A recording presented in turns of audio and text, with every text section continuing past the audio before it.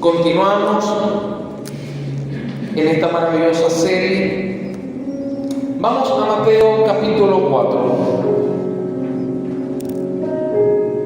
Vamos de nuevo al Evangelio de Mateo capítulo 4. En el versículo 16 al 17 vamos a leer ahí nuevamente. Recuerden que el Evangelio de Mateo es un evangelio que se escribe a judíos que necesitaban entender que Cristo es el Mesías prometido y anunciado por los profetas. Mateo capítulo 4, en el versículo 16. Vamos a leerlo desde el 15. Dice: tierra de Zabulón y tierra de Neftalí, camino del mar, al otro lado del Jordán, Galilea de los gentiles. El pueblo asentado en tinieblas vio gran luz, y los asentados en la región de sombra de muerte, luz les resplandeció.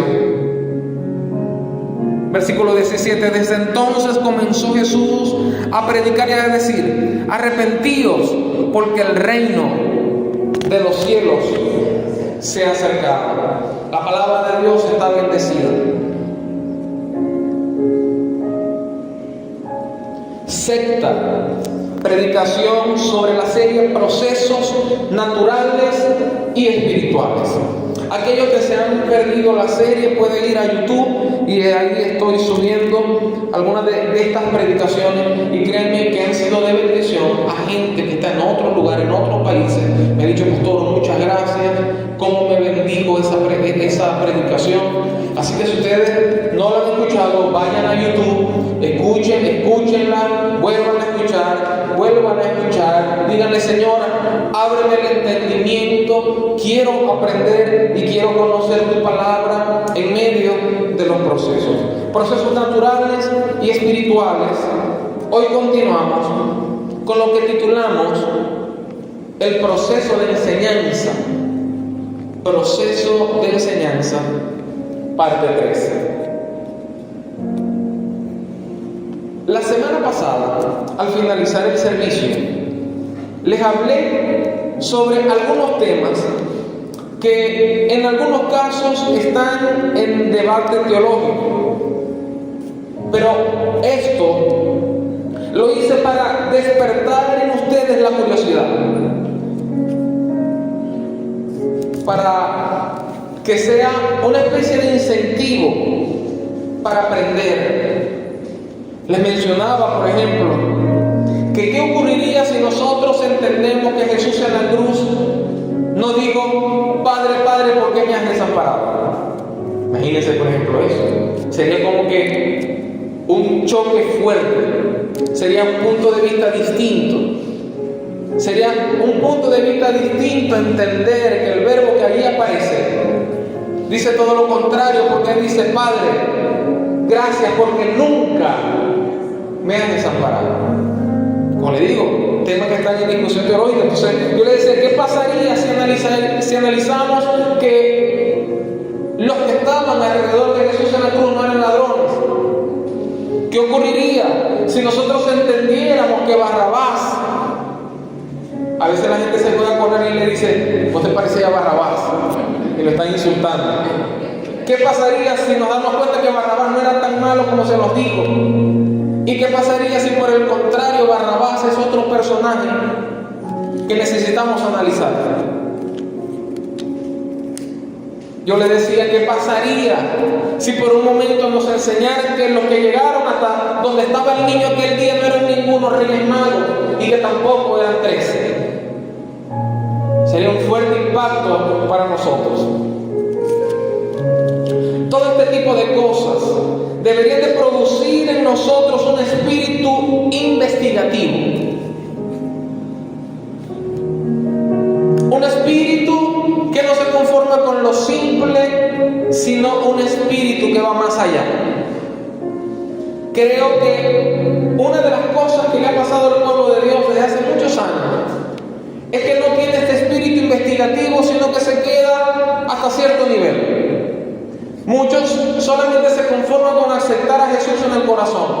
Muchos solamente se conforman con ir domingo tras domingo a la iglesia, pero hasta ahí. Este espíritu investigativo es aquel que necesita más. Como en el caso de los bereanos, o en el caso de los de Berea, el cual dice que mientras el apóstol Pablo enseñaba las escrituras, ellos luego las investigaban para ver que si lo que Pablo decía era así o no. Eso, por supuesto, lo encontramos en el libro de Hechos, capítulo 17, versículo 11, donde aparece una expresión que me llama la atención, porque en una de las traducciones dice que los de Bereano tenían una mentalidad abierta. Fíjense qué detalle importante, porque cuando una persona tiene la mentalidad abierta, cuando una persona tiene la capacidad de ir más allá, cuando una persona tiene la capacidad de profundizar, cuando una persona dice, ya va, ¿qué es lo que está detrás del telón? ¿Qué es lo que está más allá? Yo necesito ir más allá.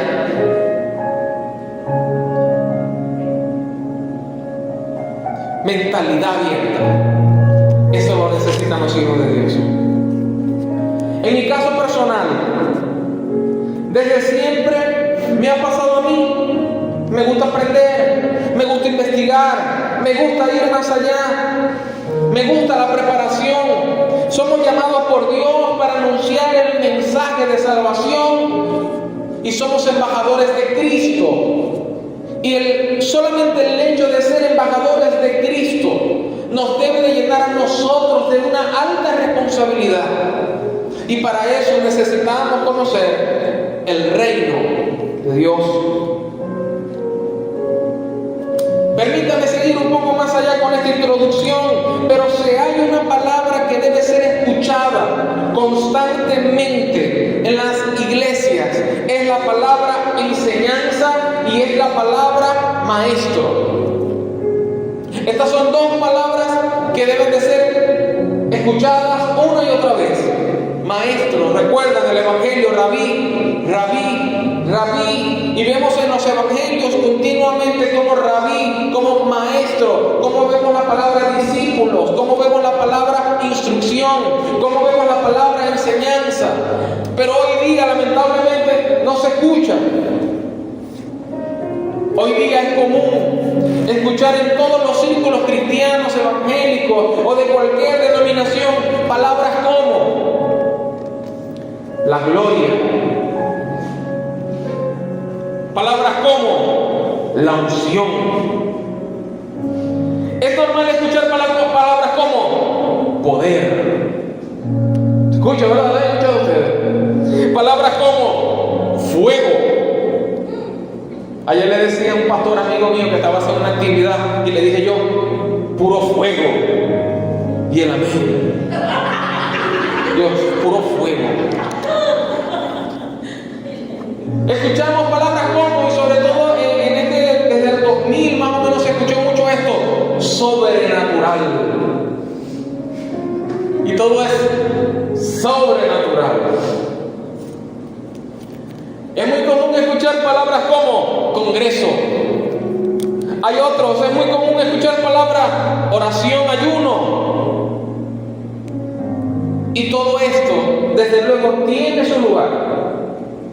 Forma parte de nosotros, forma parte de nuestro entorno, forma parte de nuestro día a día, forma parte de lo que hacemos, pero esto no es lo más importante. Todo esto tiene su lugar dentro de la Escritura, pero la Escritura hace un énfasis. La Escritura hace un énfasis, nos hace un énfasis. Y la palabra énfasis significa importancia. Hay algo que la Escritura le da importancia. Hay algo que los profetas le dieron importancia. Hay algo que en el libro de los Hechos y en toda la Escritura les dio importancia. Y lo que la Escritura le da importancia es a lo que nosotros le debemos de dar importancia. La Biblia le da importancia a la palabra enseñanza. a la palabra aprendizaje, a la palabra instrucción. Dice, y Dios habló, y habló Dios a Moisés y le dio instrucciones. Y dice la Biblia, y Jesús habló con sus discípulos y les dio instrucciones. Es increíble cómo el método de enseñanza se ha alejado o se ha puesto a un lado en las iglesias de Jesucristo. Pero creemos y estamos convencidos de que Dios está levantando un ejército de hombres y de mujeres que tienen un fuerte deseo en su corazón por aprender. A nosotros no nos sirve cualquier tipo de personas. A nosotros nos sirven personas que quieran aprender. A nosotros no nos sirven personas que quieran que las entretengamos. Pero a nosotros nos sirven personas que tengan un corazón humilde y que digan, yo quiero aprender las Escrituras y quiero cumplir el propósito que Dios depositó y tiene conmigo. Esa es la gente. Necesitamos considerar que si Jesús no hubiese entendido la enseñanza como lo más importante, no hubiese perdido el tiempo entrenando un grupo de discípulos. Si para Jesús la enseñanza no hubiese sido importante, hubiese hecho cualquier tipo de cosa. Se lo hubiese pasado con sus discípulos, no sé, trotando, que seguramente tal vez hacen ejercicio de alguna manera, por decirlo así. O muchas veces compartieron, tal vez no una película, porque en ese momento el televisor aún todavía no estaba. Pero Jesús hace énfasis en tomar estos 12 discípulos y empezar en ellos un proceso de formación y de transformación. Si no era importante entregar su vida ministerial a la enseñanza, no lo hubiera hecho. Pero él aplicó su vida a la enseñanza. No hubiese perdido el tiempo, aun luego de resucitar. Porque en el libro de los Hechos, en el capítulo 1, versículo 13, nos dice que se le apareció luego de resucitar durante 40 días. En otras palabras, antes de Jesús morir, les habló del reino, los enseñaba, los instruía, los preparaba, pero aún luego de resucitar se le aparece 40 días más, y lo que va a empezar a hablar con ellos, Lucas, que hace un registro histórico de la historia, porque muchos aún estaban vivos cuando Lucas escribe esto, y Lucas dice, se nos apareció y se les apareció para anunciarles el evangelio del reino. ¿Qué les anunció? El evangelio del reino. Fue el énfasis de Jesús. No solamente fue el énfasis de Jesús, sino que sigue siendo el énfasis de Jesús. Cuando no tenemos instrucciones, cuando no tenemos enseñanza, estamos perdidos. Cuando no tenemos instrucciones y no tenemos enseñanza, estamos sin fuerzas. Cuando no tenemos instrucciones, no sabemos qué hacer. Cuando no tenemos instrucciones, no sabemos qué decisión tomar. Cuando no tenemos instrucción, tomamos malas decisiones. Cuando no nos instruyen, nos destruyen. Repitan eso. Cuando no me instruyen, me destruyen. Cuando a una persona no lo instruyen, no lo capacitan, lo están destruyendo. No le están dando las herramientas para que las personas entiendan cómo hacer y qué decisión tomar en la vida. ¿Por qué no logran encontrar el rumbo? ¿Por qué se pierden como un barco sin timón y sin capitán? Porque no tienen instrucción. Jesús sabía que el barco de los discípulos no se iba a hundir si ellos entendían las instrucciones que día a día les daba el Maestro. Cuando no nos instruyen, estamos como los habitantes de la tierra de Zabulón y la tierra de Neftalí.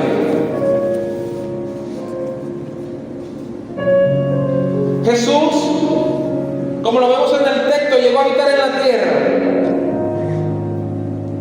Se cumplió el tiempo profético en el cual Jesús llega a la tierra de Zabulón y tierra de Neftalí. Ahora, Jesús llega a esta tierra por dos razones, o por muchas razones, pero la primera es porque el profeta Isaías lo había anunciado. Y fíjense el apego de Jesús a las Escrituras. El profeta Isaías había dicho que esta tierra, que esta población que estaba en tinieblas iba a ver la luz. Lo segundo por lo cual Jesús llega a esta tierra es porque Jesús estudió la profecía. Jesús estudió la profecía para así luego de estudiarla poderle dar cumplimiento. O sea, miren lo increíble que es esto en cuanto a la mentalidad de aprendizaje y de enseñanza que estamos hablando. Porque nosotros venimos hablando de que aún siendo el Hijo de Dios tuvo que ¿qué? Aprender. Aún siendo el Hijo de Dios se tuvo que enseñar, tuvo que pasar tiempo para aprender. Ahora, el Señor ya conocía el libro de Isaías en todos los pasajes que se llaman pasajes mesiánicos, y Él decía, un momentico, aquí está escrito, el profeta Isaías habló de mí y dijo que yo tengo que llegar a la tierra de Zabulón y a la tierra de Neftalí. ¿Cómo Jesús llega a esa tierra si Jesús no estudia ni sabe que tiene que llegar ahí?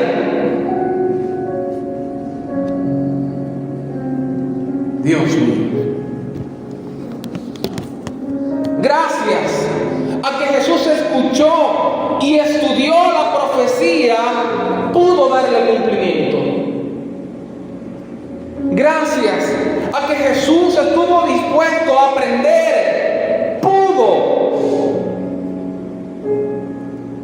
darle cumplimiento a la Escritura.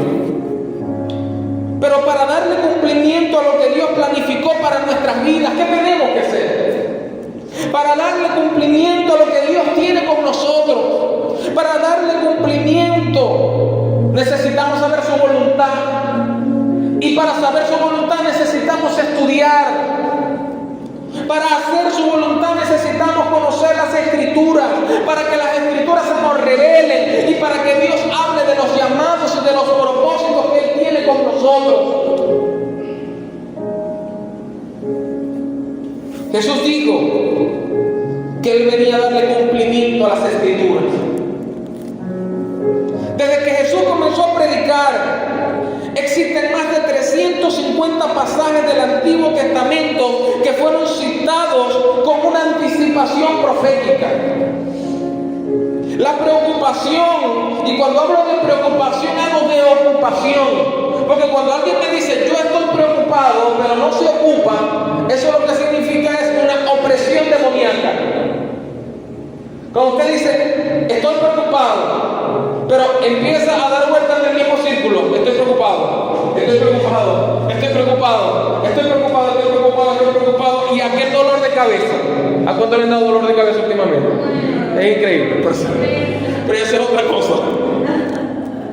Hay personas que viven dando vueltas y dando vueltas y dando vueltas, y estoy preocupado, pero resulta que no hacen nada en medio de la preocupación. Entonces, en medio de la preocupación yo me tengo que ocupar. Jesús se ocupaba y se ocupó tanto en hacer la voluntad de su Padre, que era el deseo más grande que había en su corazón. El deseo más grande que había en su corazón era decir, Dios, tengo que darle cumplimiento a unas cuantas cosas. Imagínense nosotros que tenemos a veces que hacer por Dios 2 o 3 cositas. 2 o 3 o 4 cositas. Ay, es que tengo que hacer tantas cosas para Dios. ¿No será que es lo contrario, que hay que hacer otras cosas?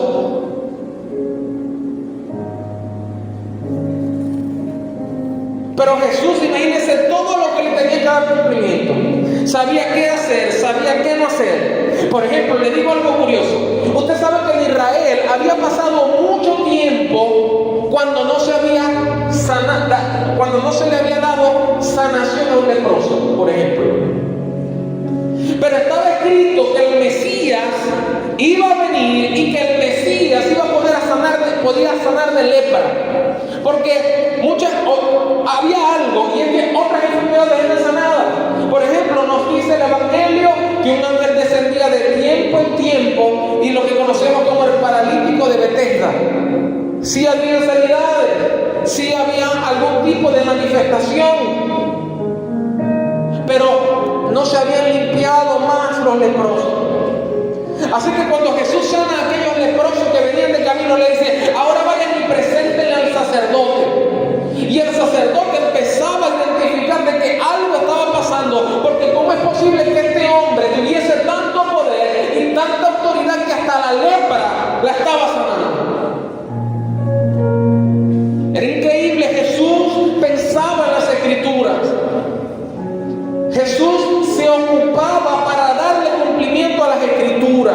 Y yo no sé ustedes, pero yo, al menos yo, no voy a descansar hasta que Dios cumpla el propósito que Él tiene conmigo. Yo no sé ustedes, pero yo no voy a ser de los que me voy a morir sin antes cumplir el propósito que el Dios Todopoderoso preparó para mí.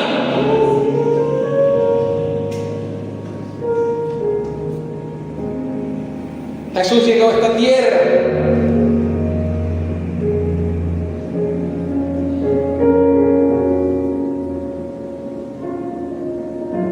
Cuando se habla de la tierra de Zabulón y de Neftalí, tiene que ver con la parte geográfica, pero tiene que ver con las personas que habitan la tierra.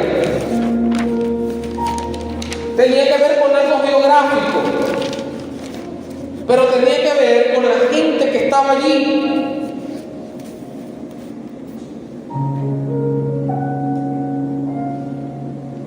Y es que esto que se estaba cumpliendo en este pasaje responde a la fidelidad de Dios con las tribus de Israel.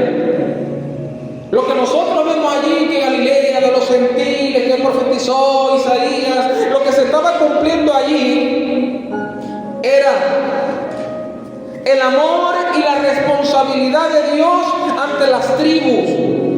En este caso, los nombres de dos de las tribus. Uno era la tribu de Neftalí y la otra era la tribu de Zabulón. Eran las tribus de Israel. Zabulón, patriarca de Israel, 10º hijo de Jacob y 6º hijo de Lea. Neftalí, 6º hijo de Jacob, patriarca de Israel. Imagínense, Dios estaba haciendo memoria de sus tribus. Dios estaba haciendo memoria de su pueblo. Este territorio, según Isaías, sería un pueblo que se habría convertido en un pueblo pagano, en un pueblo donde abundaba la muerte, en un pueblo donde abundaba la ignorancia y donde los habitantes estaban en tinieblas. Digan tinieblas. Yo no quiero estar en tinieblas. Y ustedes, esta gente habitaba en tinieblas. Si la Biblia dice tinieblas, es que era tiniebla. Es que yo me imagino que la atmósfera de ese lugar era hostil. Es que yo me imagino que la maldad de ese lugar era mucho. Estaban desconectados, lejos de Dios. Pero aquellas tinieblas, aquella desesperación que había en la gente sería terminada. Y con la luz verdadera que resplandecía, o con la luz verdadera que había venido al mundo para dar a luz el evangelio del reino. Pero hoy no se trata de Neftalí, ni tampoco de Zabulón. Ahora somos ustedes y soy yo. Ahora tal vez somos nosotros la tierra, o muchas veces es alguna área de nuestra vida que hoy se encuentra en tinieblas. Somos quizás la tierra que está en desesperación, somos la tierra que está confundida y sin salida, somos la tierra que está triste y que está vacía. Somos quizás la tierra que está en pecado, quizás. Pero la misma luz que fue vista es la misma luz. La misma luz que vio Zabulón en Neftalí es la misma luz que hoy quiere alumbrar nuestras vidas. vidas. La misma luz. Dios quiere alumbrar tu vida. La pregunta es, ¿tú quieres que Dios alumbre tu vida? Ahora entendamos que esta luz es Jesús y que la luz, hablamos que significa conocimiento, y hablamos de que la oscuridad, según la Biblia, significa ignorancia. Quien está lleno de tinieblas está lleno de ignorancia, y quien está lleno de ignorancia será una víctima, por ejemplo, para los demonios de los cuales les estoy diciendo, que se les está dando derecho legal a la tierra. Por eso es que en aquella visión que tuve podía ver al principado en figura de mujer, un ser espantoso de muerte.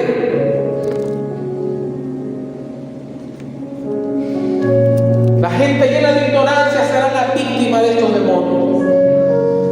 En medio de la visión, y yo sé que no estoy hablando de la visión, pero quiero hablar un poquitito de esto. En medio de la visión de lo que veía, mientras la gente estaba en la pelea, antes del momento, como decía por aquí, del papelón, luego del papelón, estaba en el principado, y Dios me lo mostró.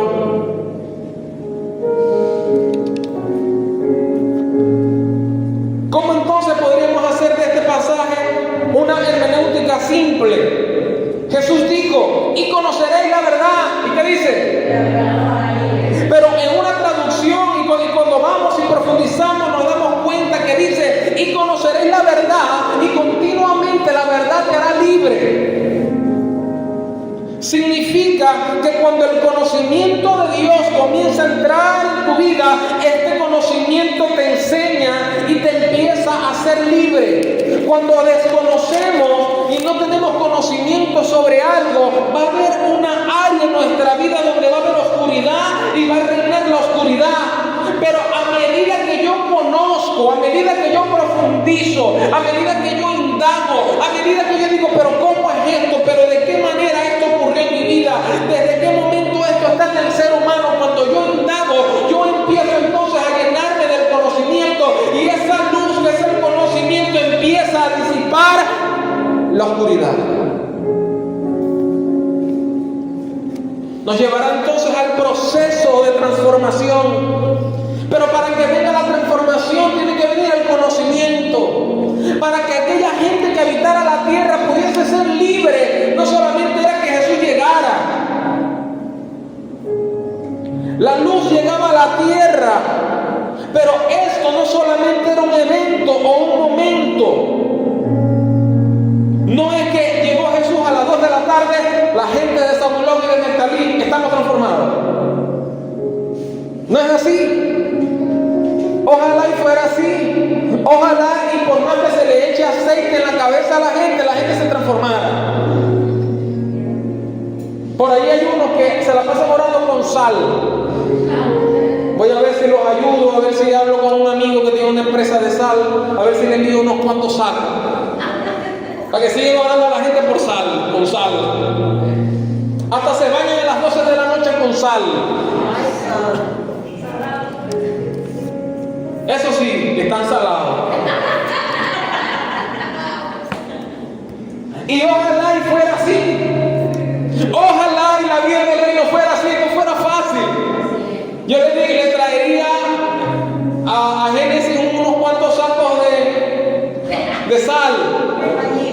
Y en lugar de echarle a Génesis alcohol, les tiran 4 puñados de sal. Ojalá y fuera así. Ojalá y las cosas fueran tan fáciles. Porque la religión quiere que todo sea así como que facilito. Tranquilo, no hay problema. Venga al servicio. No es así.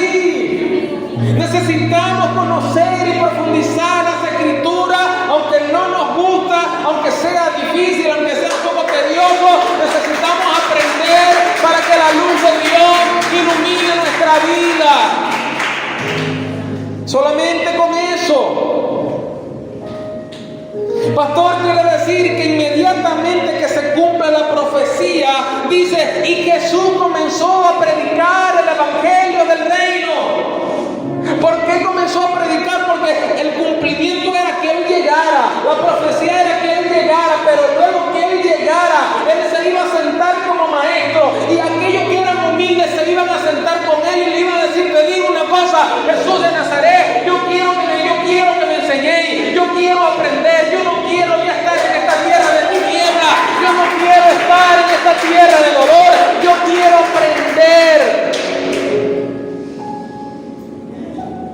¿Por qué una persona va a una iglesia, pero todo sigue igual? ¿Por qué persona va a una iglesia, pero no tiene cambios en su vida? Porque los engañan continuamente. Ve a la iglesia y todo cambiará. Ve a un evento de transformación y todo cambiará. Pero no es así. El hombre, cuando recibe a Cristo, recibe una transformación espiritual. ¿Cuántos saben eso? Es maravilloso. Dice la Biblia que el Espíritu Santo vino y lo selló y hizo una nueva creación. Por eso Pablo dice: de modo que si alguno está en Cristo, nueva criatura, pero en realidad nueva creación es. Las cosas viejas pasaron, he aquí todas las cosas son. Y ese es el cuento que nos echan, y es verdad. Pero ya va, ¿dónde pasó eso? ¿En lo natural o en lo espiritual? En lo espiritual. En lo espiritual, usted pudo estar lleno de tinieblas, pero vino Dios y le colocó entonces nuevamente, lo redimió de su presencia. Le cambió sus vestiduras. Ahora nuestras vestiduras en el mundo espiritual son de lino fino. Y a su esposa se le ha concedido que se vista de lino fino para recibir al rey. Pero eso pasó en lo espiritual. Una persona aceptó hoy a Dios, en lo espiritual hubo una transformación. La persona dijo: ahora sí voy a buscar a Dios, ahora sí voy a comenzar a buscar de Él. A lo que pasó una semana, dice: sigo teniendo el mismo deseo de pecar que antes. Siguió pasando el tiempo y dijo: ahora las tentaciones son peores. ¿Qué va? ¿Para qué voy a ir? Estoy descarriado. Mira, y se coloca automáticamente el título: estoy descarriado. Y yo siempre he dicho que el que conozca el Evangelio del Reino, esa palabra no existe. Entonces empieza la persona a decir: no, ya va, pero ya va, el domingo fue domingo de gloria, de poder y de sobrenatural, y aceptaste a Cristo, pero el martes ahora te sentí en el infierno y te sentí mal y sentí que soy un pecador. ¿Qué pasó? El apóstol Pablo lo explica: porque es que nuestro espíritu se hizo nuevo, pero nuestra mente quedó igual. Pero los recuerdos del pasado quedó igual. Pero las cosas viejas siguieron igual. Los demonios vienen a reclamar el derecho legal en las áreas que tuvieron desde tal vez 10 años, 20 años y 30 años. Por eso es que eso no es excusa para alejarnos de Dios, sino para entender lo que el apóstol Pablo dice. Cuando Pablo dice que necesitamos transformar nuestra mente, es la mente la que está viciada, es la mente con la que luchamos, el campo de la batalla es la mente, pero la Biblia dice que debemos de renovar la mente con el conocimiento de la palabra. Así que mientras más presión tengamos, mientras más veces podamos caer, al mismo tiempo debemos de decir: pero yo quiero aprender, pero lo que está pasando en mi mente no me va a ni detener. Entonces nos volvemos destructibles. Entonces cuando pasa el tiempo empezamos a tener una transformación, una metanoia, un cambio de mente, y nuestra vida comienza a cambiar.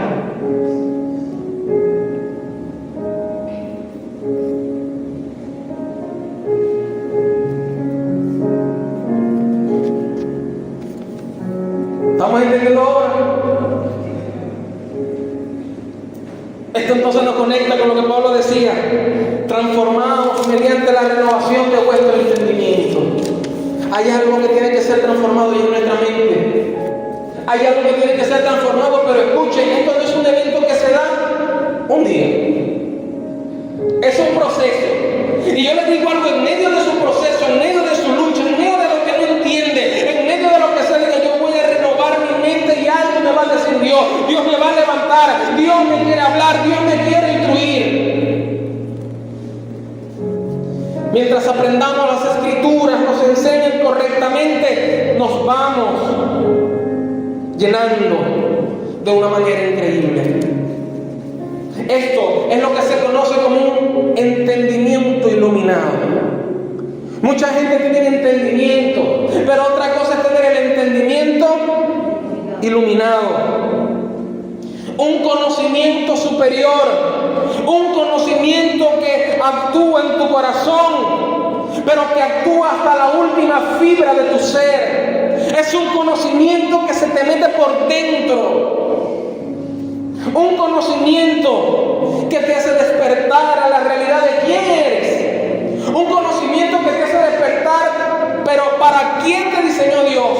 Tú vas a entender para qué me diseñó Dios, cuál es mi propósito, qué tengo que hacer en la vida, qué es lo más importante. Todo eso viene con el entendimiento. Un conocimiento que destruye el temor. Un conocimiento que te lleva a la paz interna. Cuando no hay conocimiento, no hay paz interna, porque no entiendo qué quiere Dios de mí.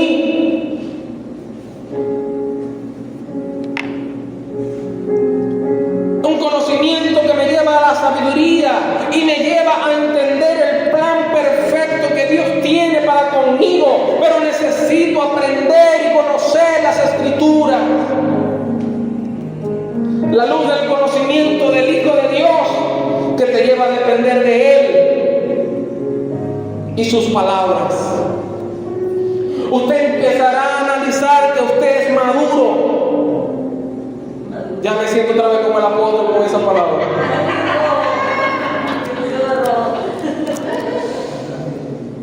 Nosotros vamos a entender que estamos avanzados cuando entendemos y sabemos que vivimos dependiendo de su palabra. No solo de pan vivirá el hombre, sino de toda palabra que sale de la boca de Dios. Imagínense, esa palabra la dijo Jesús. Él quiso decir, vivimos de la palabra, caminamos de la palabra. La palabra es nuestra fuerza, la palabra es nuestro escudo, la palabra es nuestra espada. Y si no sabemos de la palabra,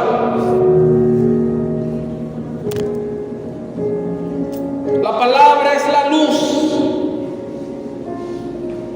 que irá creciendo en nosotros cada día más, cada día más, cada día más.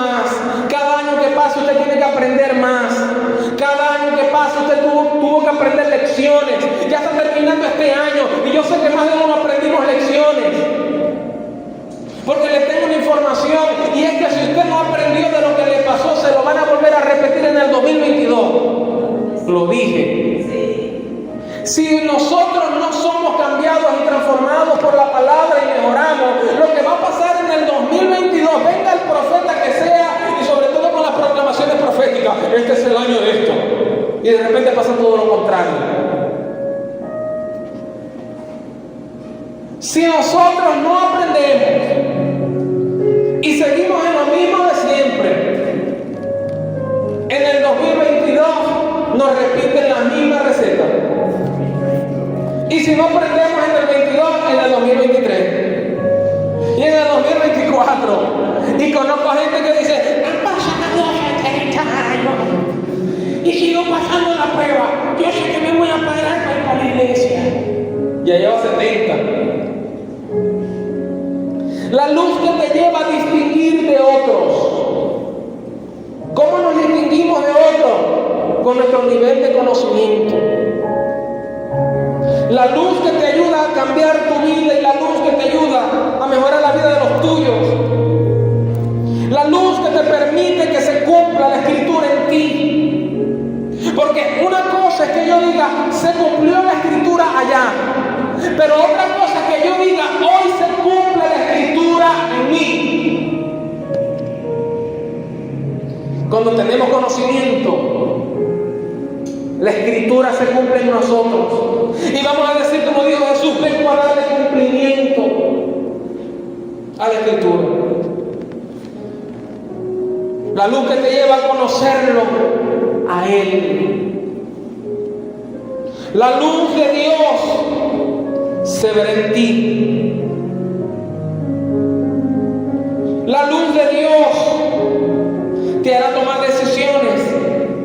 antes no podías tomar. Vamos a levantarnos por un momento. Oh, te adoramos, Señor. Endere prai toro proscio, non hai tere prai toro proscio, no. Tundere prai tere brascia, non ha prai te tendere prai toro proscio.